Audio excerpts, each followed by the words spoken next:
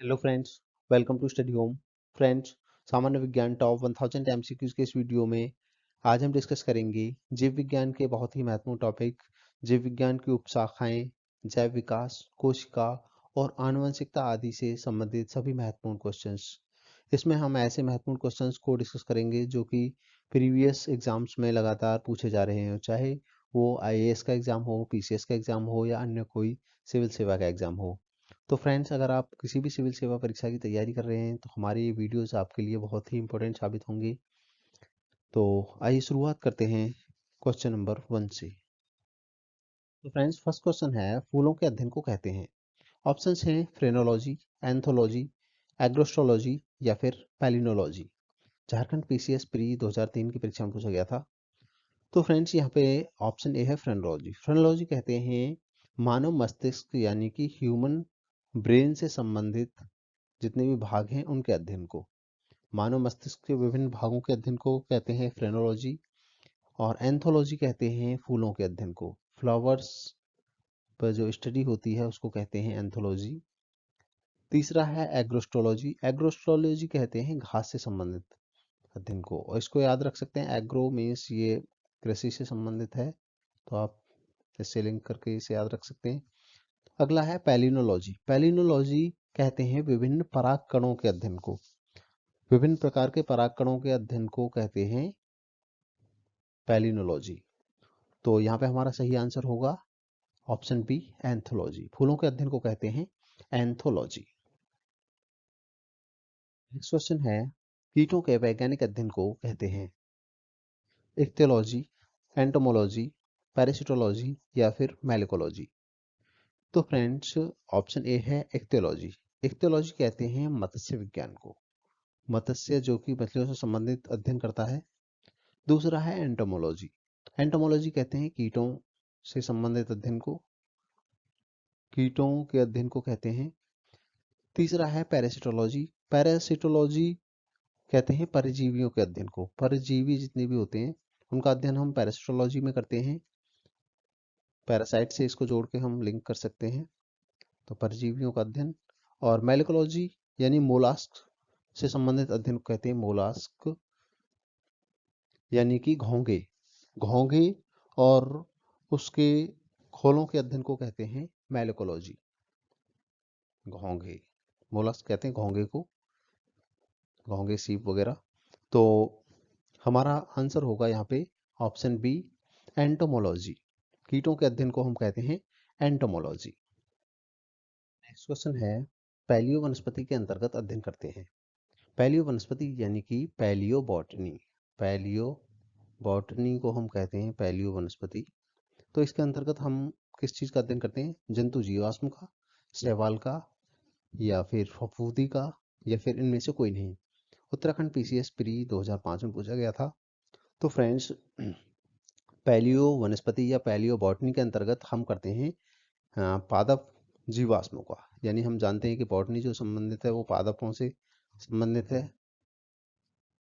तो इसमें हम पादप जीवाश्मों यानी कि फॉसिल प्लांट्स, जो फॉसिल प्लांट्स होते हैं उनका हम अध्ययन करते हैं इसके अंतर्गत। और फॉसिल प्लांट्स कौन से होते हैं, जो कि लाखों वर्ष पूर्व बर्फ में, बर्फ और मिट्टी आदि के नीचे किसी प्राकृतिक घटना के कारण दब गए थे और उनकी छाप हमको चट्टानों के अंदर मिलती है। तो जीवाश्मों से जैव विकास के बारे में हमको महत्वपूर्ण जानकारियाँ मिलती हैं। और इंडिया के अंदर बीरबल साहनी, प्रोफेसर बीरबल साहनी को, बीरबल साहनी को पैलियो बॉटनी का जनक माना जाता है, यानी कि father of Indian palaeobotany कहा जाता है बीरबल साहनी को। तो यहाँ पे हमारा आंसर होगा कि पैलियो वनस्पति के अंतर्गत अध्ययन करते हैं, तो इनमें से किसी का नहीं करते हम, इसमें करते हैं क्योंकि पादप जीवाश्मों को यहाँ पे जंतु जीवाश्म दिया हुआ है। तो ऑप्शन डी हमारा सही आंसर होगा कि इनमें से कोई नहीं, ऑप्शन डी होगा राइट आंसर। नेक्स्ट क्वेश्चन है, रेशम कीट पालन को कहते हैं एपीकल्चर, हॉर्टिकल्चर, सेरीकल्चर या फ्लोरिकल्चर? उत्तराखंड यूडीए एलडीए 2003 में पूछा गया है। तो फ्रेंड्स फर्स्ट क्वेश्चन है, फर्स्ट ऑप्शन है एपीकल्चर। एपीकल्चर में हम करते हैं मधुमक्खी पालन, मधुमक्खी पालन और शहद के व्यापारिक उत्पादन से संबंधित है ये, शहद उत्पादन। और हॉर्टिकल्चर, हॉर्टिकल्चर में हम फूल और फल देने वाले पौधों का अध्ययन करते हैं, इसको हम उद्यान विज्ञान भी कहते हैं, उद्यान विज्ञान यानी कि हॉर्टिकल्चर। और तीसरा है सेरीकल्चर, सेरीकल्चर में हम रेशम उत्पादन से संबंधित है ये। और फ्लोरिकल्चर, फ्लोरिकल्चर में हम अ, उन फूलों का अध्ययन करते हैं जो सजावट के लिए काम आते हैं, सजावट वाले फूलों का अध्ययन कहलाता है फ्लोरिकल्चर। तो यहाँ पे हमारा सही ऑप्शन होगा ऑप्शन सी, सेरीकल्चर। रेशम कीट के पालन को हम कहते हैं सेरीकल्चर। नेक्स्ट क्वेश्चन है, विटिकल्चर के द्वारा निम्नलिखित में से कौन एक उत्पादित होता है? सिल्क, केंचुए, शहद या फिर अंगूर? तो फ्रेंड्स इसका सही आंसर है ऑप्शन डी, अंगूर। विटिकल्चर अंगूरों का उत्पादन और उसके अध्ययन से संबंधित विज्ञान की शाखा है। तो ऑप्शन डी इसका सही आंसर होगा, अंगूर। नेक्स्ट है, वर्मी कल्चर में प्रयुक्त वर्म होता है, वर्म होता है मीन्स कीड़ा, तो ये होता है tape worm, silk worm, thread worm या फिर अर्थवर्म? तो फ्रेंड्स इसका सही आंसर होगा ऑप्शन डी, अर्थवर्म मीन्स केंचुआ, केंचुआ होता है। यानी कि जो वर्मी कल्चर होता है, वर्मी कल्चर में क्या होता है, वर्मी कंपोस्ट को ही वर्मी कल्चर कहते हैं या फिर केंचुआ पालन भी कहते हैं। और केंचुओं के मल से जो तैयार खाद होती है उसको वर्मी कंपोस्ट कहते हैं, वर्मी कंपोस्ट। और वर्मी कल्चर में ये होता है कि जो कंपोस्ट खाद है वो केंचुओं के मल से तैयार की जाती है। नेक्स्ट क्वेश्चन है, जेरोंटोलॉजी निम्नलिखित में से किसके अध्ययन से संबंधित है? तो ऑप्शन है शिशु, महिलाएं, त्वचा की बीमारी या फिर वृद्ध? एमपीपीसीएस प्री 1993 में पूछा गया था। तो फ्रेंड्स जो जेरोंटोलॉजी है वो जीव विज्ञान की एक उपशाखा है जिसमें हम वृद्ध व्यक्तियों से संबंधित चीज़ों का अध्ययन करते हैं। क्योंकि वृद्ध अवस्था में जो मांसपेशियां होती हैं वो और जो भी शरीर के अंग होते हैं वो युवावस्था की तरह काम नहीं करते, वो शिथिल पड़ जाते हैं। तो आज के वैज्ञानिक इसी चीज़ का पता लगाने में लगे हुए हैं कि जो वृद्ध होता है जब मनुष्य, तो उसमें ऐसे क्या क्रियात्मक परिवर्तन आते हैं जिनकी वजह से वो वृद्धावस्था महसूस करता है या फिर वृद्धावस्था आती है। तो इस चीज़ के अध्ययन को कहते हैं जेरोंटोलॉजी। जेरोंटोलॉजी के अंतर्गत हम करते हैं वृद्धावस्था से संबंधित चीज़ों का अध्ययन। तो ऑप्शन डी हमारा सही आंसर होगा। क्वेश्चन है, वृद्धावस्था एवं काल प्रभावन के विषय में ज्ञान प्राप्त करने की विधा को कहते हैं? तो ऑन्कोलॉजी, जेरोंटोलॉजी, टेरोटोलॉजी या फिर ऑर्निथोलॉजी? तो फ्रेंड जैसा कि हमने अभी प्रीवियस क्वेश्चन में बात की कि जो जेरोंटोलॉजी है वो वृद्धावस्था से संबंधित चीज़ों का अध्ययन करने के लिए है, तो यहाँ पे ऑप्शन बी सही होगा। लेकिन जान लेते हैं हम ऑन्कोलॉजी किसे कहते हैं। ऑन्कोलॉजी में ये चिकित्सा विज्ञान की शाखा है जिसमें कैंसर से संबंधित ट्यूमर का पता लगाने का अध्ययन किया जाता है, कैंसर के ट्यूमर का। और टेरोटोलॉजी, टेरोटोलॉजी में अध्ययन किया जाता है शारीरिक विकास में आने वाली असमानताओं का, शारीरिक विकास में की वृद्धि, विकास में या वृद्धि में जो असमानताएं होती हैं उसका अध्ययन किया जाता है। और ऑर्निथोलॉजी इसमें किया जाता है पक्षियों, पक्षियों से संबंधित अध्ययन इसमें किए जाते हैं ऑर्निथोलॉजी में। एक बार रिपीट कर लेते हैं, ऑन्कोलॉजी में कैंसर के ट्यूमर का पता लगाने का अध्ययन किया जाता है, जेरोंटोलॉजी में वृद्धावस्था से संबंधित चीज़ों का अध्ययन किया जाता है, और टेरोटोलॉजी में शारीरिक विकास में जो असमानताएं आती हैं उनका अध्ययन किया जाता है, और ऑर्निथोलॉजी में पक्षियों से संबंधित अध्ययन किया जाता है। ये बिहार पीसीएस परीक्षा में पूछा गया था। तो वृद्धावस्था के लिए पूछा गया है, ऑप्शन बी हमारा सही आंसर होगा। नेक्स्ट क्वेश्चन है, पृथ्वी पर सबसे पुराना जीव कौन सा है? काफी इंपॉर्टेंट क्वेश्चन है। तो ऑप्शन है नीलहरित शैवाल, कवक, अमीबा, युगलिना? तो यूपीपीसीएस स्पेशल मेंस 2008 में पूछा गया है। तो फ्रेंड्स इसका सही आंसर है ऑप्शन ए, नील हरित शैवाल। नील हरित शैवाल को पृथ्वी पर सबसे पुराना जीव माना गया है। यही जीव ऐसे थे जिन्होंने सबसे पहले सूर्य के प्रकाश और जल के उपयोग से फोटोसिंथेसिस की प्रक्रिया की। फोटोसिंथेसिस, जैसा कि हमने पिछले वीडियोस में जाना था कि फोटोसिंथेसिस प्रक्रिया में क्या होता है कि जो हरे पौधे होते हैं वो प्रकाश की उपस्थिति में और क्लोरोफिल की उपस्थिति में ग्लूकोज का निर्माण करते हैं, साथ ही ऑक्सीजन का निर्माण करते हैं। तो नील हरित शैवाल ने सबसे पहले अपना भोजन बनाना शुरू किया फोटोसिंथेसिस की प्रक्रिया से, और फोटोसिंथेसिस के द्वारा जो ऑक्सीजन उत्पन्न हुई वो धीरे धीरे वायुमंडल में फैली और अन्य जीवों के विकास में वो सहायक हुई। तो सबसे पहला जीव माना जाएगा नील हरित शैवाल को। तो ऑप्शन ए यहाँ पे सही आंसर होगा। नेक्स्ट है, विकासवाद का सिद्धांत किसने प्रतिपादित किया था? तो विकासवाद का सिद्धांत किया था प्रतिपादित स्पेंसर ने, डार्विन ने, वालेस ने या फिर हक्सले ने। एमपीपीसीएस प्री 1997 में पूछा गया है। तो फ्रेंड्स इसका सही आंसर है ऑप्शन बी। विकासवाद का जो सिद्धांत है वो दिया था डार्विन ने, चार्ल्स डार्विन ने दिया था, और उनका मानना था कि प्रकृति क्रमिक परिवर्तन द्वारा अपना विकास करती है। यानी कि जैसे जैसे नीड होती है जीव वैसे वैसे विकास करता है, और विकासवाद का ये सिद्धांत आधुनिक जीव विज्ञान की नींव बना है। तो चार्ल्स डार्विन ने यह सिद्धांत दिया था विकासवाद का। ऑप्शन बी यहाँ पे सही आंसर होगा। नेक्स्ट है, विकास के उत्वर्तन सिद्धांत का प्रतिपादन किसने किया था? हक्सले ने, डार्विन ने, लैमार्क ने या फिर ह्यूगो डी ब्रीज ने। तो फ्रेंड्स जैसा कि हमने पिछले क्वेश्चन में बात की थी कि विकासवाद का सिद्धांत दिया था चार्ल्स डार्विन ने, लेकिन विकास के उत्वर्तन सिद्धांत यानी कि म्यूटेंट थ्योरी का प्रतिपादन किया था हॉलैंड के बॉटनिस्ट थे ये, पादप Shastri Hugo de Vries. Hugo de Vries ने बताया था कि एक नई प्रजाति की उत्पत्ति अचानक एक ही बार में हो जाती है, और इसके लिए जो जो नया जो पहला सदस्य होता है, इस जाति का पहला जो सदस्य होता है जिसमें उत्परिवर्तित लक्षण दिखाई देता है पहली बार, वो कहता है म्यूटेंट, वो कहलाता है म्यूटेंट। और ये प्रैक्टिकल इन्होंने करके दिखाया था सांध्य प्राइमरोज यानी कि इवनिंग प्राइमरोज पे ये इन्होंने करके दिखाया था कि नई जाति की उत्पत्ति एकदम से हो जाती है।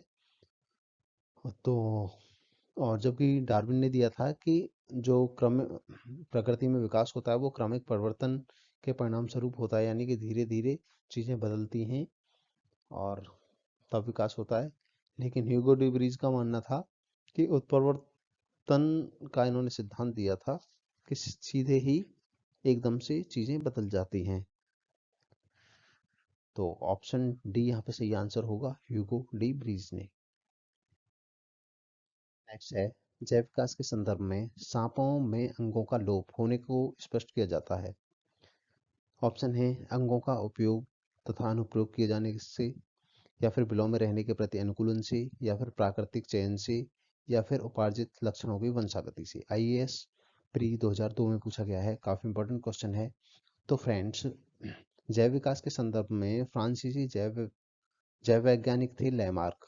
उन्होंने बताया था जो शरीर के अंदर परिवर्तन होते हैं वो उपभोग और अनुप्रयोग के कारण होते हैं। यानी कि जिन शरीर के अंगों का उपयोग हम ज़्यादा मात्रा में करते हैं वो शरीर के अंग हमारे सुदृढ़ हो जाते हैं, बलिष्ठ हो जाते हैं और सुविकसित हो जाते हैं। लेकिन जिन शरीर के अंगों का प्रयोग हम कम करते हैं वो धीरे धीरे कमज़ोर हो जाते हैं और लुप्त हो जाते हैं। तो इसी तरह से जैसे हमारे शरीर में एक अवशेष अंग होता है अपेंडिक्स। अपेंडिक्स का पहले हमारे शरीर में काम होता था जब अ, मनुष्य शाकाहारी था, पूर्ण रूप से घास फूस फल वगैरह खाता था, तो उसको सेल्यूलोज के पाचन के लिए अपेंडिक्स की ज़रूरत पड़ती थी, अपेंडिक्स का रोल होता था सेल्यूलोज के पाचन में। लेकिन आज जब मानव सर्वाहारी बन चुका है तो सेल्यूलोज का के पाचन की आवश्यकता नहीं होती, यानी कि अपेंडिक्स का वहाँ पे कोई रोल नहीं होता और वो एक अवशेषी अंग के रूप में हमारे शरीर में उपस्थित है। ऐसे ही ये माना गया है कि जो सांप हैं उनके, क्योंकि सांप रेंगते हैं और उनके शरीर में टांगों का कोई काम नहीं है या कम काम पड़ता है, इसलिए वो धीरे धीरे लुप्त हो गए हैं। तो इसको माना गया है कि अंगों का उपभोग और अनुपयोग किए जाने से संबंधित है ये चीज, सांपों में अंगों का लोप हो जाना। तो ऑप्शन ए सही आंसर होगा, अंगों का उपयोग और अनुप्रयोग किए जाने से सांपों के अंगों का लोप हुआ है। नेक्स्ट क्वेश्चन है, आधुनिक मनुष्य के हाल का पूर्वज है जावा मनुष्य, क्रो मैग्नन मानुस, निएंडरथल मानुस या फिर पैकिंग मानुस। ये 39th बीपीएससी 1994 में पूछा गया है।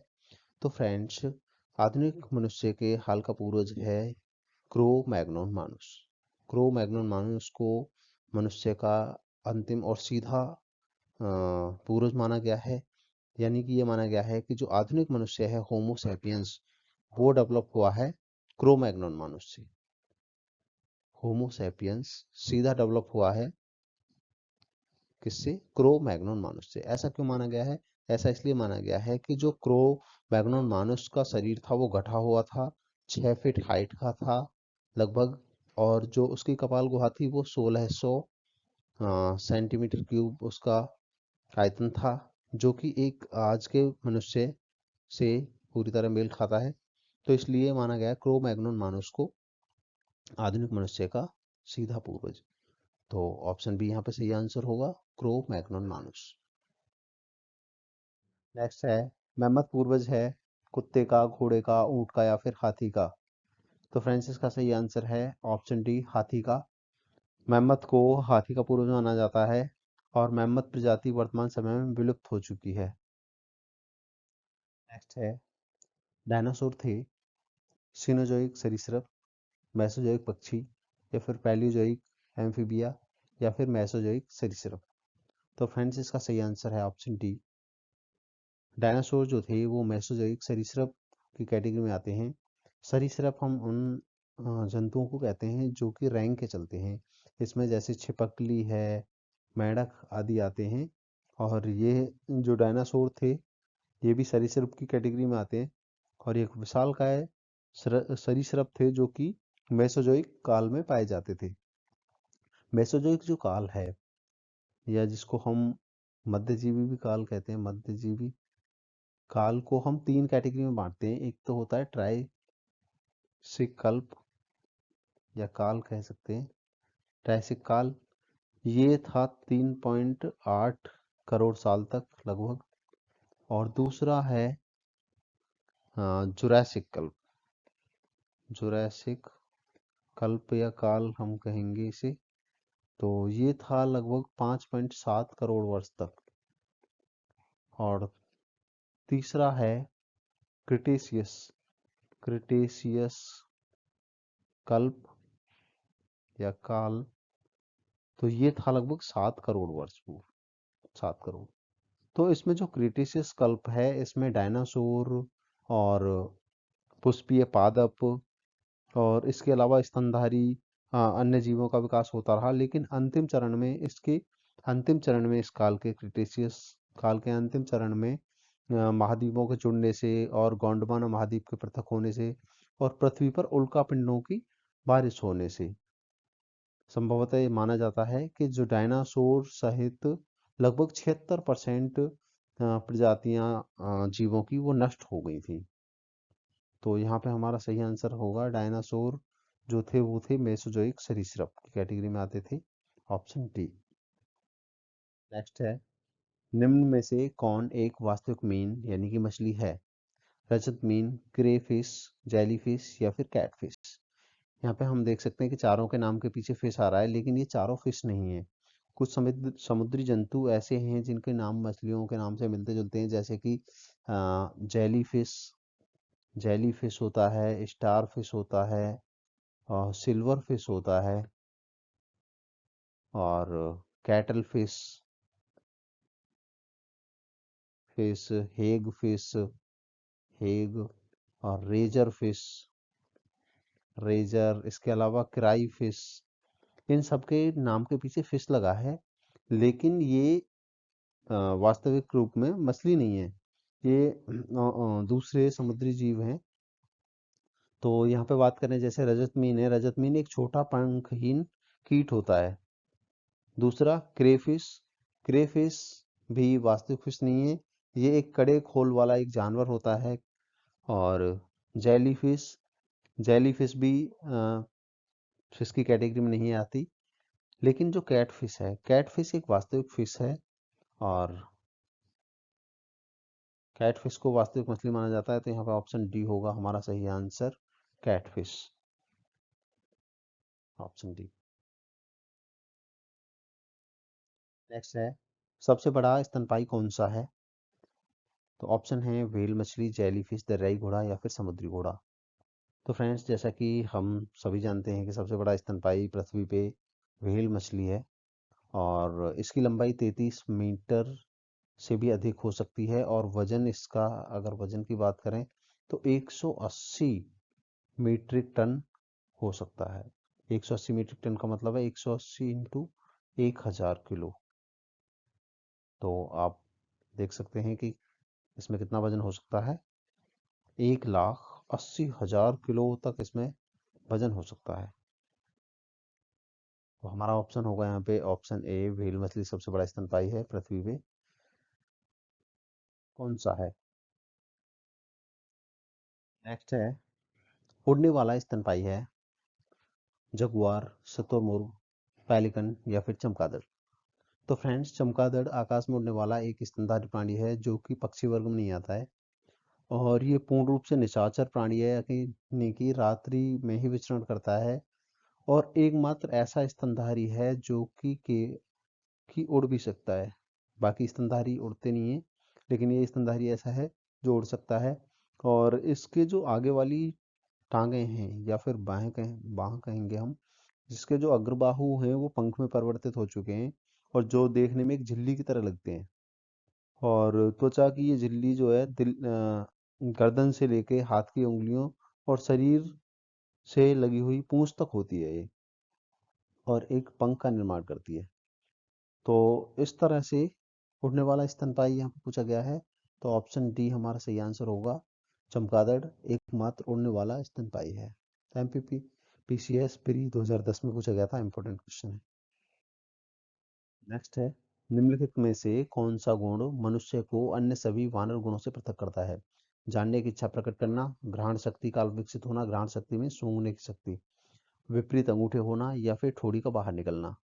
तो फ्रेंड्स, जैसा कि हम जानते हैं कि मानव ही पृथ्वी पर पाया जाने वाला सबसे बुद्धिमान जीव है, और इसी जीव के अंदर गूढ़ चिंतन करने की इच्छा, जानने की इच्छा, तर्क संगत मीन्स लॉजिकल थिंकिंग, और अक्षरबद्ध वाणी तथा भौतिक मुद्राओं द्वारा भावनाओं की अभिव्यक्ति करने की क्षमताएं होती हैं।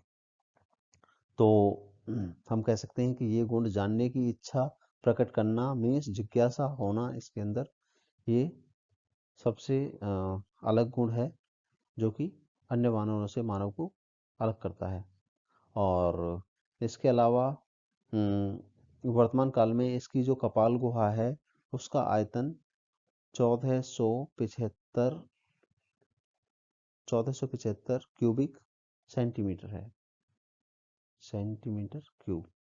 इसकी जो कपाल गुहा है मानव की, 1475 क्यूबिक सेंटीमीटर कह सकते हैं, या फिर हम कह सकते हैं आयतन इसका 1450 से लेके 1500 तक है, इस तरह से कह सकते हैं। तो इसका सही आंसर है ऑप्शन ए। नेक्स्ट है, निम्नलिखित में से किस जंतु में खुर नहीं पाए जाते हैं? हिरण में, गीदड़ में, जेब्रा में या फिर घोड़ा में? तो फ्रेंड्स, यहाँ पे जो ऑप्शंस दिए हैं, इनमें हिरण, जेब्रा और घोड़ा तीनों में खुर पाए जाते हैं, लेकिन गीदड़ में खुर नहीं पाए जाते। और जो गीदड़ है वो कुत्ते की कैटेगरी का है, कुत्ते के परिवार यानी उसकी प्रजाति का एक जानवर है। और गीदड़ का वैज्ञानिक नाम है कैनिस आरियस, कैनिस आरियस इसका वैज्ञानिक नाम है।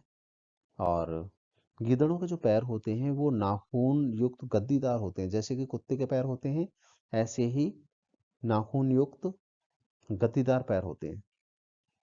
तो यहाँ पे होगा हमारा आंसर ऑप्शन बी, गीदड़।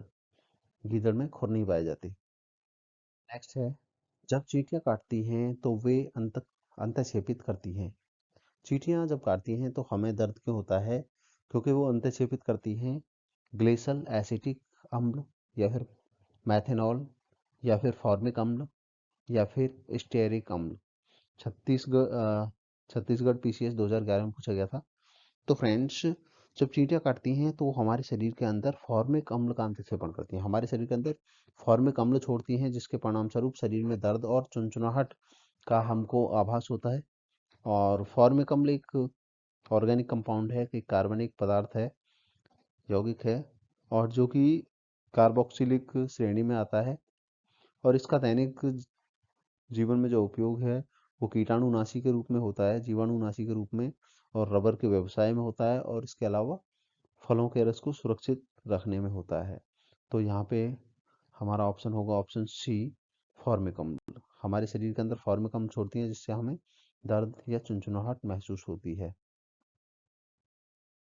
नेक्स्ट है, मकड़ियों द्वारा उत्पादित रेशम कहलाता है। मकड़ियाँ भी एक रेशम टाइप का प्रोडक्शन करती हैं, जो जाल बनाती हैं। तो वो कौन सा रेशम होता है? टसर रेशम, मूंगा रेशम, या फिर गौसिमर गौसमेर रेशम, या फिर अहिंसा रेशम।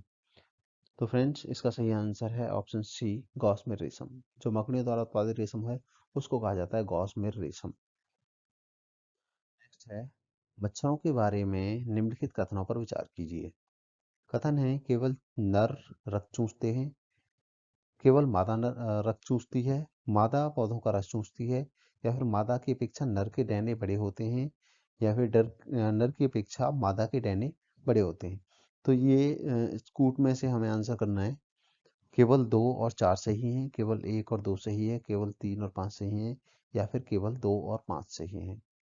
तो फ्रेंड्स, यहाँ पे जो सही तथ्य हैं वो हैं कि केवल मादा रक्त चूसती है, ये बात सही है।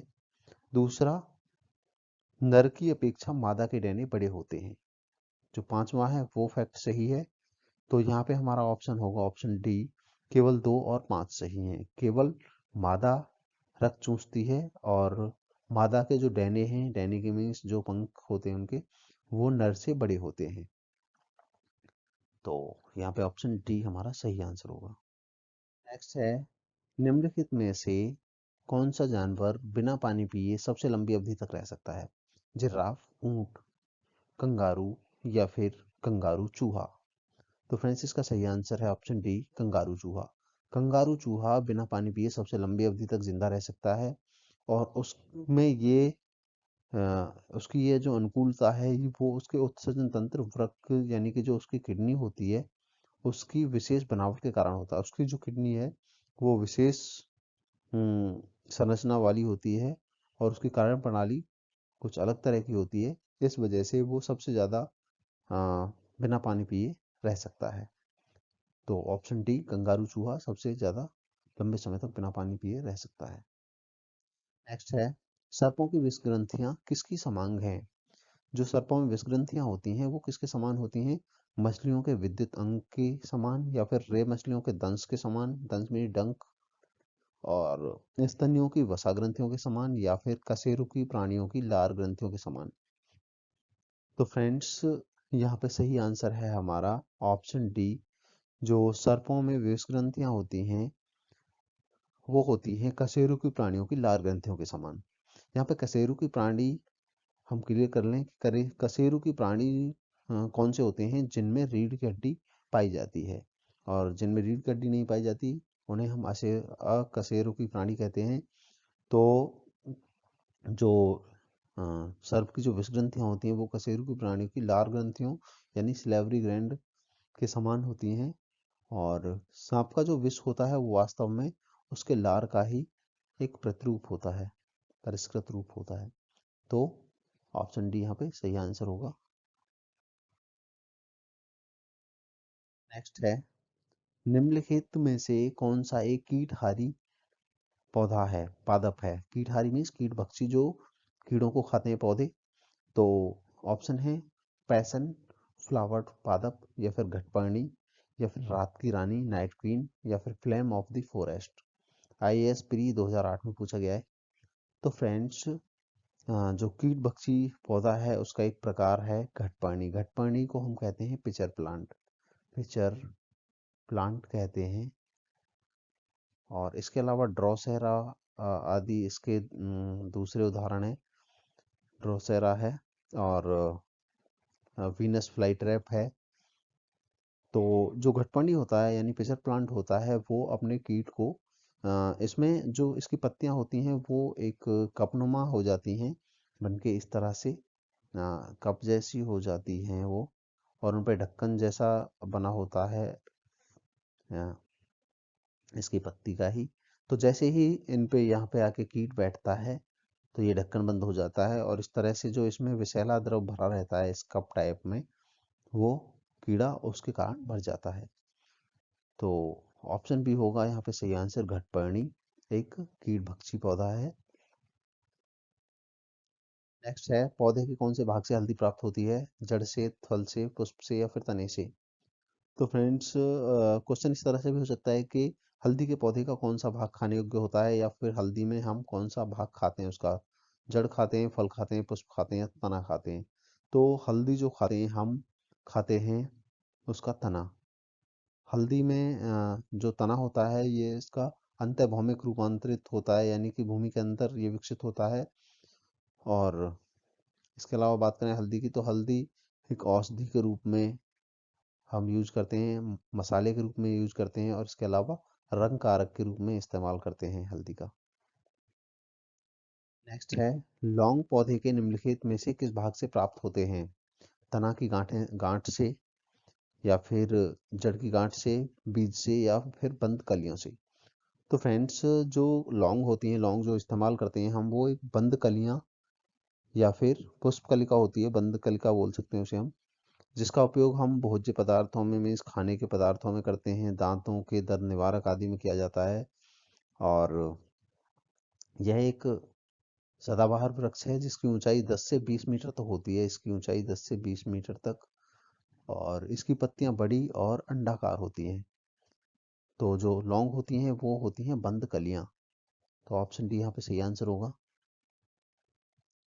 नेक्स्ट है, निम्न में से आलू का कौन सा भाग खाने योग्य होता है? आलू का कौन सा भाग खाते हैं हम? तना खाते हैं, बीज खाते हैं, फल खाते हैं, या फिर जड़ खाते हैं? तो फ्रेंड्स, आलू का जो खाने वाला भाग होता है वो कंद यानी कि रूपांतरित तना होता है, ना कि जड़ होती है। यानी वैसे जमीन के नीचे उगता है आलू, लेकिन हम उसे जड़ नहीं कह सकते, वो रूपांतरित तना होता है। तो आलू का जो भाग खाते हैं हम, वो खाते हैं तना। ऑप्शन ए होगा सही आंसर। नेक्स्ट है, निम्नलिखित में से कौन सा एक फल है? आलू, मूली, भिंडी, या फिर शकरकंद? तो फ्रेंड्स, सबसे पहले जान लेते हैं कि फल क्या होता है। फल वो चीजें होती हैं जो कि जो फूल से विकसित होते हैं, जो फूल से विकसित होते हैं या उत्पन्न होते हैं, और जिनके अंदर बीज पाए जाते हैं, जिनके अंदर बीज पाए जाते हैं और उन बीजों से एक नया पौधा दोबारा से जन्म ले सकता है, तो वो कहते हैं, उस चीज को कहते हैं फल। तो यहाँ पे आप देख सकते हैं ऑप्शंस में आलू, मूली और शकरकंद। ना तो आलू के अंदर बीज पाया जाता है, ना मूली के अंदर, और ना ही शकरकंद के अंदर। ये जमीन के अंदर उगते हैं तीनों चीजें। लेकिन भिंडी जो है, भिंडी एक फूल के द्वारा विकसित होती है, और इसके अंदर बीज पाए जाते हैं, और उन बीजों के द्वारा दोबारा से एक नया पौधा जन्म ले सकता है, तो इस कारण इसको हम फल कहते हैं। तो ऑप्शन सी यहाँ पे सही होगा, भिंडी। बाकी तीनों सब्जियां हैं, लेकिन भिंडी एक फल की कैटेगरी में आता है। और इसके अलावा जैसे टमाटर है, बैंगन है, जिनके अंदर बीज पाए जाते हैं और जो फूल से विकसित होते हैं, वो सभी फलों की कैटेगरी में आते हैं। नेक्स्ट है, लहसुन की अभिलाक्षणिक गंध का कारण है। अभिलाक्षणिक मीन्स जिससे पता लग जाता है कि हाँ भाई ये लहसुन की गंध है। तो उसमें ऐसा क्या पाया जाता है? क्लोरो यौगिक, या सल्फर यौगिक, या फिर फ्लोरीन यौगिक, या फिर एसिटिक अम्ल? ये कई बार पूछा गया है, आप देख सकते हैं, काफी इंपॉर्टेंट क्वेश्चन है। तो फ्रेंड्स, लहसुन की अभिलाक्षणिक गंध यानी स्मेल के कारण है, उसमें पाए जाने वाले गंधक यौगिक यानी कि सल्फर कंपाउंड। और इसके अलावा प्याज में, सरसों के तेल आदि में भी सल्फर पाया जाता है। तो यहाँ पे सही आंसर होगा हमारा ऑप्शन बी, सल्फर यौगिक। सल्फर यौगिक के कारण उसमें गंध आती है लहसुन की। नेक्स्ट है, प्याजों के छिलके उतारने पर आंसू आ जाते हैं क्योंकि प्याज निष्कासित करते हैं। प्याज के छिलके उतारने में या फिर प्याज काटने में आंसू क्यों आ जाते हैं, उसका कारण क्या है? सल्फोनिक अम्ल या फिर सल्फेनिक अम्ल, एमिनो अम्ल या फिर कार्बोलिक अम्ल। तो फ्रेंड्स, जब हम प्याज को काटते हैं तो उसमें एक सिंथेज नाम का एंजाइम निकलता है। सिंथेज नाम का एंजाइम निकलता है। और सिंथेज एंजाइम प्याज में जो उपस्थित एक सल्फॉक्साइड, एक अमीनो अम्ल होता है सल्फॉक्साइड, सल्फॉक्साइड, इसको सल्फेनिक अम्ल में बदल देता है और जिसके कारण से हमारी आंखों में आंसू आते हैं। तो यहाँ पे ऑप्शन बी हमारा सही आंसर होगा, सल्फेनिक अम्ल के कारण हमें आंसू आते हैं। नेक्स्ट है, मिर्च की तीक्ष्णता का कारण है, यानी मिर्च हमें तीखी क्यों लगती है, चटपटी क्यों लगती है, ऐसा उनमें क्या पाया जाता है? तो ऑप्शन है लाइकोपिन की उपस्थिति के कारण, या फिर कैप्सेसिन की उपस्थिति के कारण, कैरोटीन की उपस्थिति के कारण, या फिर एंथोसाइनिन की उपस्थिति के कारण। तो फ्रेंड्स, इसका सही आंसर है ऑप्शन बी। मिर्चों की जो तीक्ष्णता होती है, तीखा स्वाद होता है, वो एक क्रिस्टलीय पदार्थ होता है उनके अंदर, कैप्सेसिन। कैप्सेसिन की उपस्थिति के कारण मिर्चें तीखी लगती हैं। तो ऑप्शन बी सही आंसर होगा। नेक्स्ट है, रेशम का कीड़ा यानी कि सिल्क वर्म अपने जीवन चक्र के किस चरण में वाणिज्यिक तंतु यानी कि फाइबर ऑफ कॉमर्स पैदा करता है? फाइबर ऑफ कॉमर्स का मतलब है कि जो कि रेशम बनाने के लिए कच्चा माल प्राप्त होता है, उसको कहते हैं फाइबर ऑफ कॉमर्स। तो वो किस स्टेज पे हमें मिलता है? हम्म, तो ऑप्शन है अंडा, एग से, या फिर डिंबक या लार्वा से, कोशित यानी कि प्यूपा से, या फिर पूर्ण कीट से। तो फ्रेंड्स, ये काफी इंपॉर्टेंट क्वेश्चन है। इसका सही आंसर है, जो हमें फाइबर ऑफ कॉमर्स मिलता है वो मिलता है कोशित यानी कि प्यूपा से। सबसे पहले अंडा बनता है, अंडा के बाद लार्वा बनता है और लार्वा के बाद प्यूपा बनता है। तो प्यूपा से हमको मिलता है वाणिज्यिक तंतु यानी कि फाइबर ऑफ कॉमर्स। और लार्वा चक्र के बाद यानी कि डिंबक बनने के बाद जो तैयार प्यूपा होता है, प्यूपा के बचाव हेतु जो कीड़ा होता है, रेशम कीट होता है, वो अपनी लार ग्रंथियों द्वारा स्रावित पदार्थ से एक खोल तैयार करता है, जिसको बोलते हैं कोकोन। कोकोन या कोया, कोया तैयार करता है, जिससे रेशम की प्राप्ति होती है इस कोया से। और रेशम का उपयोग आप जानते ही हैं कि वस्त्र उद्योग में किया जाता है। नेक्स्ट है, निम्नलिखित में से कौन सी एक औषधीय फसल है? औषधीय फसल है गन्ना, घृतकुमारी, कपास या फिर महुआ। यूपीपीसीएस 2018 में पूछा गया है। तो फ्रेंड्स, दिए गए ऑप्शंस में से जो घृतकुमारी है, घृतकुमारी जिसको हम एलोवेरा कहते हैं, एलोवेरा, एलोवेरा को ही हिंदी में घृतकुमारी कहते हैं। आप सभी जानते हैं कि ये एक औषधीय फसल है। इसे विभिन्न प्रकार से औषधि के रूप में हम यूज करते हैं। और जबकि गन्ना गन्ना है और कपास है, ये नकदी फसल है। हाँ, और नकदी फसल का मतलब होता है कि जो केवल बेचने के ही पर्पज से बोई जाती हैं, गन्ना और कपास। और जो महुआ है, ये एक उष्ण कटिबंधीय वृक्ष है जो कि भारत के मैदानी क्षेत्रों में पाया जाता है। और इसके फल से महुए का तेल प्राप्त होता है, तेल। और इसके फूल से शराब बनाई जाती है, फूल से इसके शराब बनाई जाती है। तो यहाँ पे औषधीय फसल है घृत कुमारी, एलोवेरा, ऑप्शन बी। नेक्स्ट है, मलेरिया रोग की प्रभावी औषधि कुनैन का निष्कर्षण किया जाता है। यानी कुनैन किससे प्राप्त की जाती है? सिनेमन की छाल से, सिंकोना की छाल से, तुलसी की पत्तियों से, या फिर कत्था वृक्ष की छाल से। तो फ्रेंड्स, इसका सही आंसर है सिंकोना की छाल से। मलेरिया रोग की प्रभावी औषधि कुनैन जो है वो प्राप्त की जाती है सिंकोना की छाल से। ऑप्शन बी इसका सही आंसर। सिंकोना की छाल से प्राप्त औषधि को मलेरिया के उपचार के लिए प्रयुक्त किया जाता था। जिस कृत्रिम औषधि ने इस प्राकृतिक उत्पाद को प्रतिस्थापित किया है, यानी कि जिसने इसकी जगह ले ली है, वो है क्या है? क्लोरोमाइस्टिन, या फिर क्लोरोक्विन, या फिर टेट्रासाइक्लिन, या फिर एम्पीसिलिन। तो फ्रेंड्स, जो मलेरिया की औषधि थी पहले सिंकोना की छाल से जो प्राप्त होता था कुनैन, उसको यूज किया जाता था। लेकिन अब इसकी जगह ले ली है क्लोरोक्वीन ने इसकी जगह ले ली है, और क्योंकि ये भी मलेरिया के लिए एक हम्म, मतलब कृत्रिम औषधि है। तो ऑप्शन बी हमारा सही आंसर होगा, क्लोरोक्वीन। नेक्स्ट है, निम्नलिखित में से किस समूह के जीवों का डूबने से हुई मृत्यु का पता लगाने में महत्व है, या फिर किसका यूज डूबने से हुई मृत्यु का पता लगाने में किया जाता है? तो लाइकन का, या फिर प्रोटोजोआ का, या साइनो जीवाणु का, या फिर डाइटम का। तो फ्रेंड्स इसका सही आंसर है ऑप्शन डी, डाइटम का। डाइटम क्या है? एक कोशिकीय एक शैवाल है ये, एक कोशिकीय सिंगल सेलुलर शैवाल है। और इनके जीव समूह का प्रयोग, यानी कि सालुइन एक टेस्ट होता है, सालुइन 350 एक टेस्ट होता है जो कि डूबने से हुई मृत्यु का पता लगाने में किया जाता है। तो ऑप्शन डी, डाइटम इसका सही आंसर। नेक्स्ट है, लैग हीमोग्लोबिन पाई जाती है। लैग हीमोग्लोबिन किस में पाई जाती है? मानव रुधिर में, खरगोश रुधिर में, या फिर लैग्यूम मूल ग्रंथियों में, या फिर मुर्गे के रुधिर में। यूपीपीसीएस 2005 में पूछा गया है। तो फ्रेंड्स, जो लैग हीमोग्लोबिन है वो पाई जाती है लेग्यूमिनोसी कुल के पौधों में। लेग्यूमिनोसी कुल के पौधे हैं जैसे कि अल्फा अल्फा, अल्फा अल्फा, जिसको हम रिजका बोलते हैं, रिजका, और सोयाबीन आदि के पौधों में पाया जाता है ये लैग हीमोग्लोबिन, ना कि किसी रुधिर में पाया जाता है। तो ऑप्शन सी इसका सही आंसर होगा, लेग्यूम मूल ग्रंथियों में ये पाया जाता है, यानी इनके पौधों की अल्फा अल्फा यानी रिजका, या फिर सोयाबीन के पौधों की मूल ग्रंथियों में पाया जाता है ये।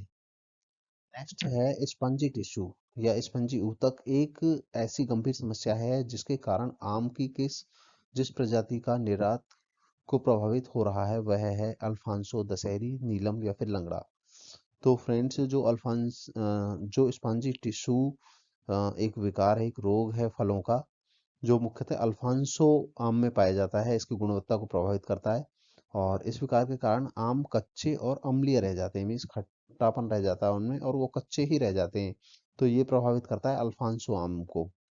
Option A.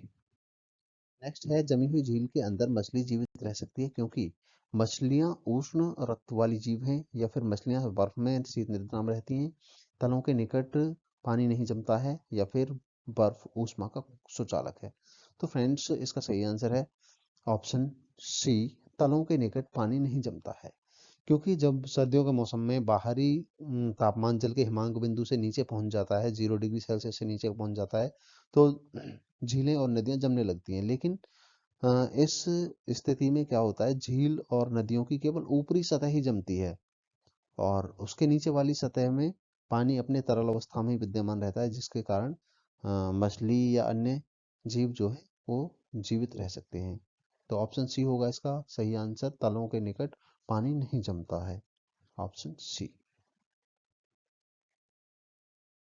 नेक्स्ट है, जल से बाहर निकाल ली जाने पर मत्स्य यानी कि मछलियां मर जाती हैं क्योंकि उन्हें ऑक्सीजन अधिक मात्रा में प्राप्त होती है, या फिर उनका शारीरिक ताप बढ़ जाता है, या फिर वे श्वास नहीं ले पाती, या फिर वे जल में नहीं चल पाती हैं।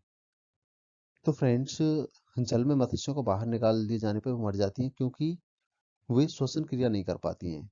क्योंकि जो मछलियां होती हैं वो श्वसन करती हैं उनके गिल्स के द्वारा, गलफड़ों के द्वारा श्वसन करती हैं, और जो उनके गिल्स होते हैं वो जल में घुली ऑक्सीजन को ही ग्रहण करने के लिए अनुकूलित होते हैं। लेकिन बाहर लाने पर वो, क्योंकि जल के संपर्क से दूर हो जाती हैं, इसलिए उन्हें उनकी श्वसन क्रिया नहीं हो पाती, इसलिए वो मर जाती हैं। तो इसका ऑप्शन होगा सी, वे श्वास नहीं ले पाती, इस वजह से मर जाती हैं बाहर निकालने पर। नेक्स्ट है, सेब के फल में लाली का कारण है। सेब का फल जो लाल होता है वो किसकी वजह से होता है? एंथोसाइनिन की वजह से, लाइकोपिन की वजह से, कैरोटीन की वजह से, या फिर जेंथोफिल की वजह से। तो फ्रेंड्स, इसका सही आंसर है ऑप्शन ए, एंथोसाइनिन की वजह से। सेब के फल में लाली का कारण है एंथोसाइनिन नाम का वर्णक। ये सेब की लाली के लिए उत्तरदायी है। और जो लाइकोपिन होता है वो टमाटर के लाल रंग के लिए उत्तरदायी है। और कैरोटीन, जैसे कि गाजर, गाजर ये नारंगी रंग का होता है, कैरोटीन जो वर्णक होता है गाजर आदि में पाया जाता है। और जेंथोफिल ये पीले रंग का वर्णक है जो कि हल्दी आदि में पाया जाता है, हल्दी में।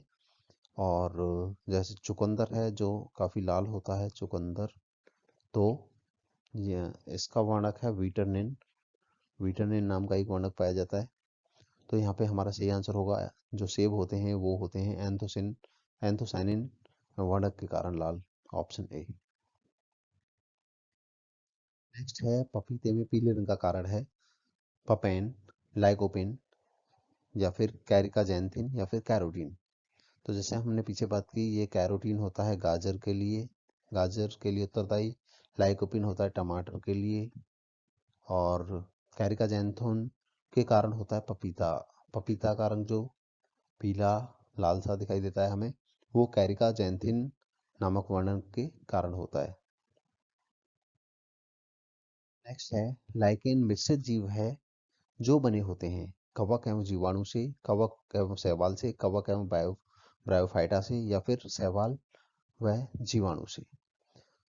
तो फ्रेंड्स, जो लाइकेन होते हैं वो दो पूर्णतः भिन्न वनस्पतियों से बना हुआ एक द्वैध पौधा होता है, जो कि एक शैवाल शैवाल और कवक दो से मिलकर बनता है, यानी कि ऑप्शन बी होगा इसका, कवक और शैवाल से मिलकर बना होता है। किंतु इन दोनों में इतनी निकटता होती है कि इनसे बना जो लाइकेन होता है वो एक ही पौधा दिखाई देता है। दो भिन्न भिन्न वनस्पतियां हैं, ये कवक और शैवाल, और इनका मिश्रित रूप है लाइकेन, ऑप्शन बी। नेक्स्ट है हेरोइन प्राप्त होती है भांग से, अफीम पोस्ता से, तंबाकू से, या फिर सुपारी से। तो फ्रेंड्स, हेरोइन जो है वो प्राप्त होती है अफीम पोस्ता से।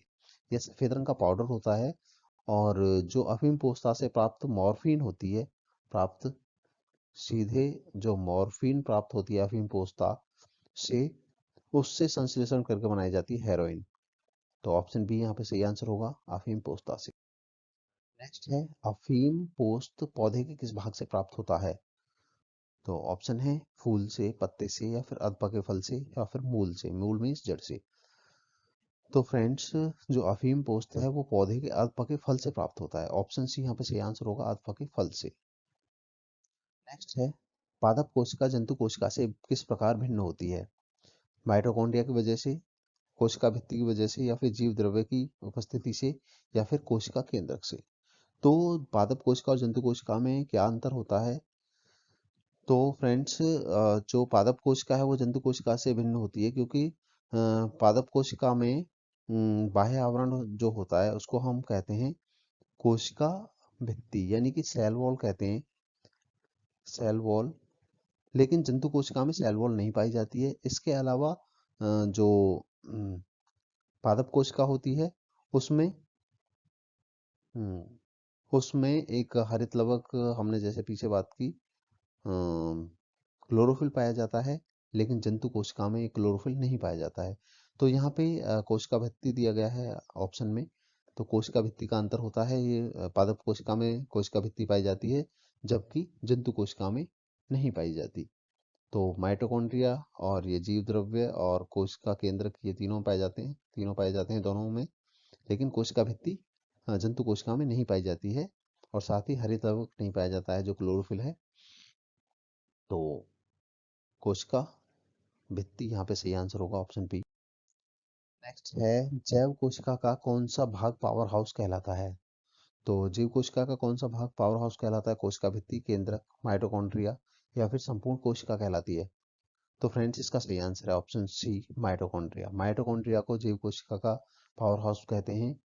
और माइटोकॉन्ड्रिया जीवाणु और नील हरित शैवाल को छोड़ के, एक तो ये बैक्टीरिया में नहीं पाया जाता, और दूसरा नील हरित शैवाल को छोड़ के शेष सभी पादप और जंतु कोशिकाओं में पाया जाता है। और श्वसन की क्रिया प्रत्येक जीवित कोशिका के कोशिका द्रव्य और माइटोकॉन्ड्रिया में होते हैं, एक तो कोशिका द्रव्य में और माइटोकॉन्ड्रिया में माइटोकॉन्ड्रिया में होती है।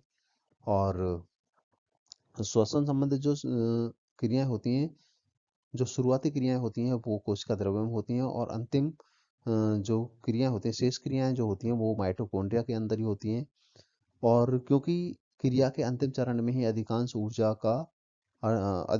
उत्पन्न होती है, इसलिए हम माइटोकॉन्ड्रिया को कोशिका का श्वसनांग या फिर पावर हाउस कहते हैं।